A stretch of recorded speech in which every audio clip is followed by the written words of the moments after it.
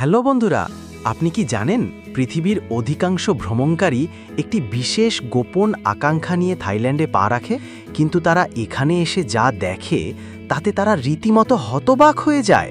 কারণ এখানকার রাস্তায় যে মেয়েদের ঝলকানি দেখেন তারা অনেকেই মেয়ে রূপে অন্য কেউ। এরা হলো লেডি বয়। এদের রূপ, এদের সৌন্দর্য, এদের শারীরিক আকর্ষণ সবটাই আসল মেয়েদের হার মানায়। আর এই মেয়ে রূপে লেডি বয়দের পেছনের রহস্যে স্বয়ং থাইল্যান্ডের ছেলেরাও পর্যন্ত পাগল। কেন একজন থাই পুরুষ সত্যিকারের মেয়েকে ছেড়ে এদের জন্য ছোটেন? এই প্রশ্নের উত্তর আজ ফাঁস হবে। আর শুধু তাই নয়, থাইল্যান্ডের মেয়েরা কেন এই রাতের জীবনে আসে তার পেছনের মাথা খারাপ করা করুণ গল্প জানলে আপনার চোখ ভিজে উঠবে। এই ভিডিওটি হলো থাইল্যান্ডের সেই গোপন ডায়েরি যা কেউ কখনো প্রকাশ করেনি। এই অজানা সত্যগুলো যদি জানতে চান তাহলে এখনই আমাদের চ্যানেলটি সাবস্ক্রাইব করুন এবং ফেসবুকে দেখে থাকলে পেজটি ফলো করুন। চলুন রাত জাগা পাখি নামক এই দেশটির আসল রহস্যের পর্দা সরিয়ে ফেলি। আগে আমরা থাইল্যান্ডের কিছু পরিচিত তথ্য জেনে নিই। থাইল্যান্ড দক্ষিণ পূর্ব এশিয়ার কেন্দ্রে অবস্থিত একটি দেশ, যা আন্দামান সাগর এবং থাইল্যান্ড উপসাগর দ্বারা বেষ্টিত। দেশটির রাজধানী হল ব্যাংকক। স্থানীয় থাই নাম অনুসারে এটি বিশ্বের সবচেয়ে দীর্ঘ নামযুক্ত শহর, যার সংক্ষিপ্ত রূপই হল ব্যাংকক। থাইল্যান্ডের মোট আয়তন হল প্রায় 5,13,120 বর্গ কিলোমিটার। এই আয়তনের দিক থেকে থাইল্যান্ড হল বিশ্বের 50তম বৃহত্তম দেশ। এটি দক্ষিণ পূর্ব এশিয়ার ইন্দোনেশিয়া এবং মায়ানমারের পরে তৃতীয় বৃহত্তম দেশ।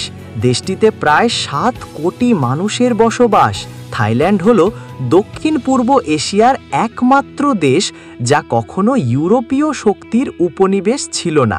এই কারণে তারা তাদের সংস্কৃতি ও ঐতিহ্য প্রায় অবিকৃত রাখতে পেরেছে। থাইল্যান্ডকে দ্য ল্যান্ড অফ স্মাইলস নামেও ডাকা হয়। এছাড়াও থাইল্যান্ডকে বলা হয় রাত জাগা পাখি, কারণ তাদের শহর রাত্রে ঘুমায় না। এবার আসুন থাইল্যান্ডের সেই দিকগুলো নিয়ে কথা বলি যা আপনাকে বাধ্য করাবে অবাক হতে। যেমন এখানকার অধিকাংশ মেয়েরা মেয়ে রূপে অন্য কেউ। হ্যাঁ বন্ধুরা, এরা হলো লেডি বয়। চলুন জেনে নিই এদের সম্পর্কে।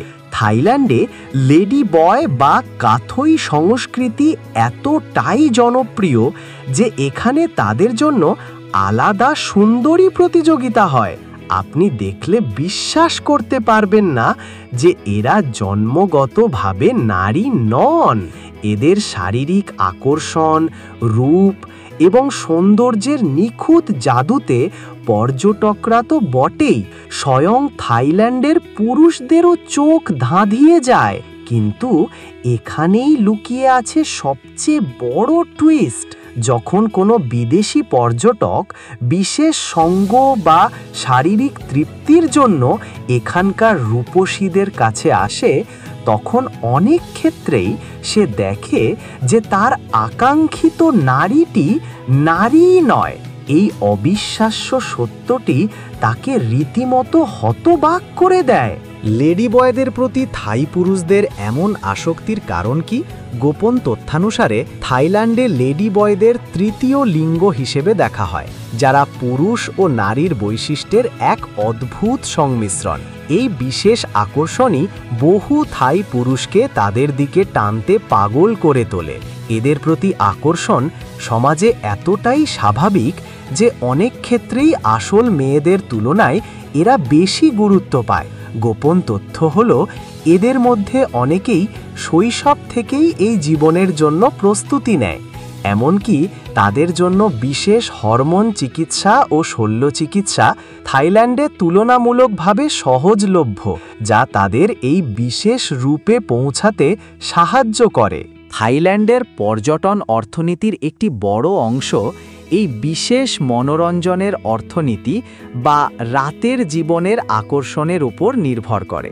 আর রাস্তায় মেয়েরা দাঁড়ায় তার কারণ শুধু বাইরের পর্যটকদের চাহিদা নয়, এর পেছনে লুকিয়ে আছে দেশের অভ্যন্তরে থাকা অসহায় দারিদ্র্য। এই মেয়েদের গল্প অনেক করুণ। অনেকেই নিজের ইচ্ছার বিরুদ্ধে নয়, বরং পরিবারকে ঋণমুক্ত করতে, বাবা মায়ের চিকিৎসার খরচ জোগাতে বা ভাই বোনদের পড়াশোনার খরচ জোগাতে এই পেশা বেছে নিতে বাধ্য হয়। তাদের এই করুণ গল্পগুলো সাধারণত কোনো পর্যটকদের সামনে আসে না। তারা মুখে হাসি নিয়ে দাঁড়িয়ে থাকে, কিন্তু হৃদয়ে থাকে এক অন্ধকার ইতিহাস।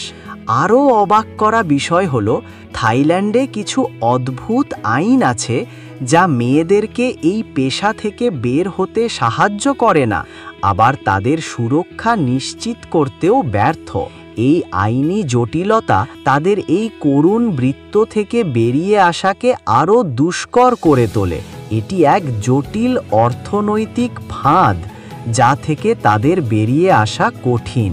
এবার আসুন থাইল্যান্ডের সেই রহস্যময় স্থান ও অদ্ভুত কিছু নিয়মের দিকে যা বাইরের মানুষ সচরাচর জানে না।